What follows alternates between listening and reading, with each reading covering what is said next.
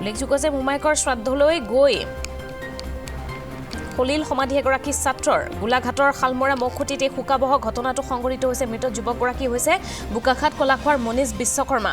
পুৱাই শ্ৰাদ্ধৰ পিণ্ডৰ নিয়ম কৰিবলৈ নদীত গা ধুইছিল মনীষে। কেইবাজনো যুৱকৰ সৈতে নদীত নামিছিল মনীষ বিশ্বকৰ্মা নামৰ যুৱকগৰাকী। গা ধুই থাকোঁতেই নিখোজ হৈ পৰিছে যুৱকজন। মোমায়েকৰ শ্ৰাদ্ধলৈ বুলি গৈছিল এই যুৱকজন। ধনশিৰি নদীত সলিল সমাধি ঘটিছে ভাগিনীয়েকৰ। মৃত যুৱকজন বোকাখাট কলাখোৱাৰ মনীষ বিশ্বকৰ্মা। পুৱাই শ্ৰাদ্ধৰ পিণ্ডৰ নিয়ম কৰি নৈত গা ধুইছিল মনীষে। কেইবাগৰাকী যুৱক আছিল, নামিছিল একেলগে মনীষ বিশ্বকৰ্মাৰ সৈতে, কিন্তু গা ধুই থাকোঁতে হঠাতে নিখোজ হয় যুৱকজন। এই মুহূৰ্তত আমি ফোনযোগে সংযুক্ত হৈছোঁ গোলাঘাটৰ ব্যুৰ সাৰংগ তামুলীৰ সৈতে। সাৰংগ, আপোনাৰ পৰা জানিব বিচাৰিছোঁ কেনেদৰে ঘটনাটো সংঘটিত হৈছিল? হিমাশ্ৰী ক'ব লাগিব অতি হৃদয় বিদাৰক। মোমায়েকৰ শ্ৰাদ্ধলৈ আহি সলিল সমাধি হ'ল ভাগিনীয়েক। যিহেতু বোকাখাটৰ কলাখোৱাৰ মনীষ বিশ্বকৰ্মা নামৰ যিজন যুৱক, তেওঁ পুৱাই শ্ৰাদ্ধৰ আচলতে পিণ্ডৰ যি নিয়ম, সেই নিয়ম কৰিবলৈ নদীত গা ধুবলৈ আহিছিল কেইবাজনো যুৱকৰ লগত। আৰু সেই গা ধুই থাকোঁতেই নিখোজ হ'ব লগা হ'ল যুৱকজন। আৰু এতিয়া যিহেতু SDRF বাহিনীয়ে তেওঁলোকৰ বিচাৰ কুচাৰ আৰম্ভ কৰিছে যদিও বৰ্তমান সময়লৈকে কিন্তু যুৱকজনৰ যি মৃতদেহেই হওক বা যুৱকজনক উদ্ধাৰ কৰিবলৈ বৰ্তমানলৈকে সক্ষম হোৱা নাই। এটা কথা ক'ব লাগিব যে শালমৰা যি মহখুটিত এই ঘটনা সংঘটিত হৈছে, মোমায়েকৰ সকামলৈ আহি আচলতে ভাগিনীয়েক সলিল সমাধি হৈছে বুলি এক প্ৰকাৰ ক'ব লাগিব। কাৰণ বৰ্তমান সময়লৈকে যিহেতু নদীত নিখোজ হোৱাৰ পিছত পোৱা নাই, তেওঁক হয়তো কিদৰে পাব এতিয়ালৈকে জানিব পৰা হোৱা নাই। যদিও SDRFে বিচাৰ কুচাৰ কৰি আছে, অলপমান আচলতে বিচাৰ কুচাৰ কৰাৰ পিছতহে গম পোৱা যাব আচলতে প্ৰকৃত ঘটনাটো। হয়, সাৰংগ, আপোনাক ধন্যবাদ জ্ঞাপন কৰিছোঁ। পুনৰবাৰ জনাইছোঁ, এটা শোকাবহ ঘটনা গোলাঘাটত সংঘটিত হৈছে মোমায়েকৰ শ্ৰাদ্ধলৈ গৈ সলিল সমাধি এগৰাকী যুৱকৰ।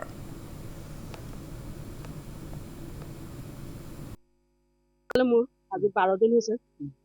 আজি সকাম আছিলে। তাৰপিছত সকামতে ৰাতিপুৱা মোৰ ল'ৰাটো তিয়া ধৰে নাই, তিয়া ধৰি পেলাই আহে ন, নদীত গা ধুবলৈ লৈ আহিছিলে 4টা ল'ৰাই। মোৰ দেওৰৰ ল'ৰা হয়, এইটো নন্দৰ ল'ৰা হয়, যিটো ঢুকালে। তাৰপৰা আহি পেলাই মইতো ঘৰত আছো। তাৰপিছত অলপ পিছত বামুণজনো আহিছিলে বোলে। বামুণজনে ক'লে বোলে উঠ বোলে তহঁতি বোলে। তাৰপৰা উঠা নুঠাৰি সাঁতুৰি আছিলে বোলে। সাঁতুৰি থাকোঁতে হেৰি গ'ল। তাৰপৰা ঘৰত গৈ পেলাই এটা ল'ৰাই ক'লেগে মোক, ভতিজা ল'ৰাটোৱে বোলে চিন্টু দা বোলে পানীত বোলে সোমাই গ'ল বোলে নাই ক'লে। তেতিয়া মই ওলাই পেলাই আহিছোঁ। দুখজনক কথা, বহুত দুখ লাগিছে। মোৰ মানুহজনৰ কামত আহি পেলাই যে ল'ৰাটো নাইকিয়া হৈ গ'ল, বহুত দুখ লাগিছে মোৰ। ল'ৰাটো ঘৰ বোকাখাট কলাখোৱা বুলি কয়, আৰু আমাৰ ঘৰটো শালমৰা মৌখুটি কয় আধাৰটো। ল'ৰাটোৰ নাম এনেই ফেচবুকত মনীষ বিশ্বকৰ্মা, আমি ঘৰত চিন্টু বুলি মাতো। ল'ৰাটো ধেমেলীয়া, মানে বহুত ভাল ল'ৰাটো। যি কথা ক'লেও সি কেতিয়াও নেপেলায়। অভিযান চলি আছে। সকামো তাকে মানুহবিলাকে মোক কৈছে ঘৰত যা মই তোমাৰ ঘৰত গৈ কেনেকে থাকিমগৈ বাৰু, এই ল'ৰাটো নাইকিয়া হৈ বোলে। মোৰ ল'ৰাটো ধৰিবলৈ গৈছিলে বোলে, তাৰপৰা ধৰিব নোৱাৰিলে বোলে, সি লুকাই গ'ল বোলে, কোনফালে গ'ল ধৰিব নোৱাৰিলে। হয়, আজি প্ৰকৃততে এটা বৰ দুখৰ বতৰা ৰাতিপুৱাই। গতিকে নিজৰ মোমায়েকৰ শ্ৰাদ্ধ খাবলৈ আহি আৰু নিজৰ বামুণীয়া কৰ্ম কৰিবলৈ আহি ধনশিৰি নদীৰ কাষত, ধনশিৰি নদীত আধাৰ সত্ৰ শালমৰা মৌখুটিৰ এটা ডুবিত তেওঁ নিখোজ হৈ গৈছে। অতি হৃদয় বিদাৰক। গতিকে আমি সকলো মৰ্মাহত হৈছোঁ। ভাবিব নোৱাৰা এটা ঘটনা সংঘটিত হৈছে। গতিকে আজি প্ৰায় কেইবাদিনো আগতে আহিলে ইয়ালৈ। আমি ওচৰ চুবুৰীয়াৰ পৰা জানিব পাৰিছোঁ যে ল'ৰাজন খুব অমায়িক আৰু এই অঞ্চলত খুব খাপ খাই গৈছিলে। মাত্ৰ 5 দিনমানৰ আগতে অহা, আৰু বোকাখাটত ঘৰ।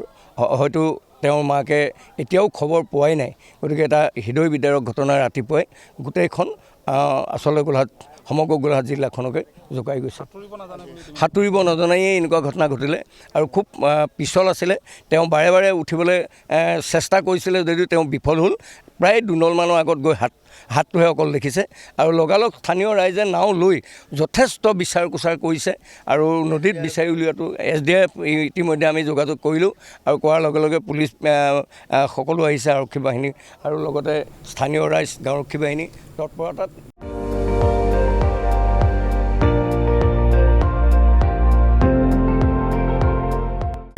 আপুনি চাই আছে ND24, সৰ্বশ্ৰেষ্ঠ নহয় সৰ্বোত্তমৰ দৌৰ।